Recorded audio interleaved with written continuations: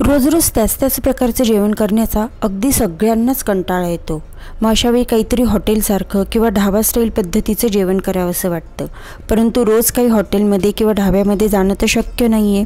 म्हणूनच आजच्या व्हिडिओमध्ये आपण बघणार आहोत अगदी घरच्या घरीच ढाबा स्टाईल पद्धतीने पनीर मसाला रेसिपी कशी करायची। तर जास्त वेळ न घालवता लगेचच आजच्या रेसिपीला सुरुवात करूया। पनीर मसाला बनवण्यासाठी आपल्याला एक वाटण करून घ्यायचं आहे। वाटण करण्यासाठी जे जिन्नस आपण वापरणार आहोत ते अगदी घरात सहज उपलब्ध असतात तेच वापरलेले आहे। त्यामध्ये आहे एक मोठ्या आकाराचा कांदा, एक मोठा टोमॅटो, आलं, लसूण आणि 10 ते 15 काजू।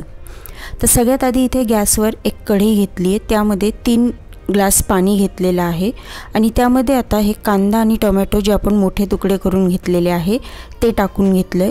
त्यातच आलं, लसूण आणि काजू हे सर्व टाकून घ्यायचे आणि आता हे सर्व जिन्नस आपल्याला ह्या पाण्यामध्ये शिजवून घ्यायचे।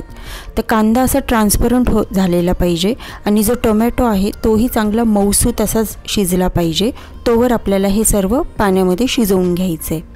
तर एक साधारण 6 ते 7 मिनिटांनंतर हे सर्व पदार्थ चांगले मऊसूत असे शिजलेले आहेत। टोमॅटो देखील चांगला मऊ झाला आहे आणि आपण जे काजू यात टाकले होते तेही चांगले मऊ झालेले आहेत। तर गॅस बंद करायचा आणि आता हे सर्व थंड करून घ्यायचे।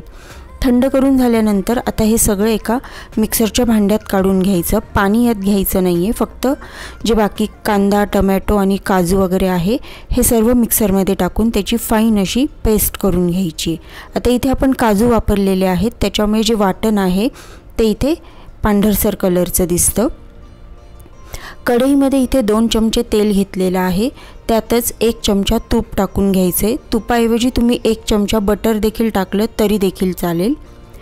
तेल आणि तूप गरम झाल्यानंतर आता ह्याच्यामध्ये आपण जे मगाशी वाटण करून घेतलं होतं ते सगळं वाटण याच्यामध्ये टाकून घेणार आहोत आणि आता हे सगळं वाटण आपल्याला ह्या तेलामध्ये तुपामध्ये चांगलं परतून घ्यायचे। तर हे सगळं वाटण परतत असताना सतत हलवत राहायचं, नाहीतर ते कढईच्या तळाशी लागण्याची शक्यता असते।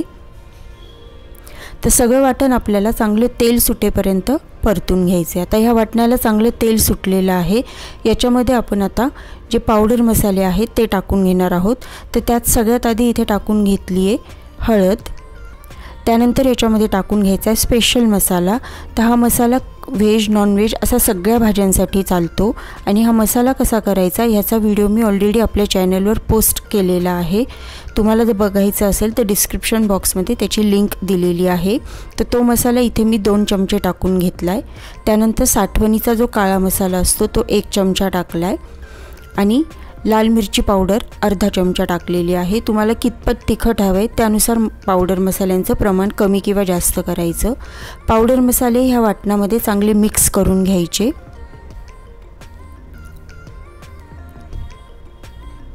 आणि आता ह्याच्यात मगाशी आपण गरम मसाला टाकलेला नव्हता, तर अर्धा चमचा इथे मी गरम मसाला टाकून घेतला आहे, तो देखील ह्या वाटणामध्ये चांगला मिक्स करून घ्यायचा आहे आणि परत एकदा हे वाटण नीट परतून घ्यायचं आहे। तर 1 मिनिटभरासाठी फक्त हे पावडर मसाले टाकल्यानंतर हे वाटण चांगलं परतून घ्यायचं आहे।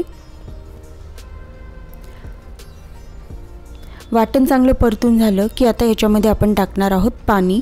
तर आपण अगदी पातळसर असं हे भाजी करणार नाही आहोत, तर जशी हॉटेलमध्ये किंवा ढाब्यावर थोडीशी घट्टसर अशी ग्रेव्ही मिळते त्या टाईपमध्ये ही भाजी करणार आहोत। त्यामुळे इथे पाणी टाकताना फार पाण्याचा वापर करण्याची गरज पडत नाही। इथे मी सुरुवातीला अर्धा ग्लास पाणी टाकून घेतले आणि त्यानंतर परत अजून थोडंसं पाणी टाकले, तर एकूण इथे मी पाऊण ग्लास पाण्याचा वापर केलेला आहे। मगाशी आपण जे कांदा टोमॅटो शिजवून घेतलं होतं त्यातलं जे पाणी उरलं होतं त्या पाण्याचा देखील इथे वापर केलेला आहे। आता या ग्रेव्हीमध्ये टाकायचे चवीनुसार मीठ आणि मीठ टाकल्यानंतर ह्या ग्रेव्हीला चांगली उकळी काढून घ्यायची आहे। ग्रेव्हीला उकळी आल्यानंतर आता ह्याच्यामध्ये आपण टाकणार आहोत पनीर। तर आता हे जे पनीर आहे हे घरीच बनवलेलं आहे, एकदम छान मलईदार असं हे पनीर आहे। इथे हे पनीर ताजं बनवलेलं आहे, त्यामुळे मी ह्या पनीरला मॅरिनेशन करून घेतलेलं नाही आहे किंवा त्याला आधी तेलामध्ये किंवा तुपामध्येही तळून घेतलेलं नाही आहे, तर डायरेक्टली वापरलेलं आहे। पण जर तुम्हाला मॅरिनेशन करून आवडत असेल तर तुम्ही सुरुवातीला ह्याला थोडंसं हळद मीठ तिखट लावून असंच मॅरिनेट करून ठेवून द्या। परंतु हे ताजं पनीर वापरलेलं असल्यामुळे मी इथे या पनीरला मॅरिनेशन केलेलं नाही आहे। तर ग्रेव्हीला उकळी आल्यानंतर हे डायरेक्ट ह्या ग्रेव्हीमध्ये पनीर टाकून घेतलेलं आहे। पनीर ग्रेव्हीमध्ये टाकल्यानंतर ग्रेव्हीला चांगली 1 ते 2 मिनिट उकळी काढून घ्यायची आहे। त्यानंतर आपला हा ढाबा स्टाईल पनीर मसाला इथे तयार झालेला आहे। अगदी मोजक्या सामानात आपण इथे हा ढाबा स्टाईल पनीर मसाला घरीच बनवलेला आहे। त्यासाठी पनीर जे आहे ते पण अगदी घरीच बनवलेलं आहे आणि पनीर बनवण्यासाठी पण फारसा वेळ लागलेला नाही आहे। तर तुम्ही पण अशा प्रकारे घरीच ढाबा स्टाईल पनीर मसाला नक्कीच करून बघा।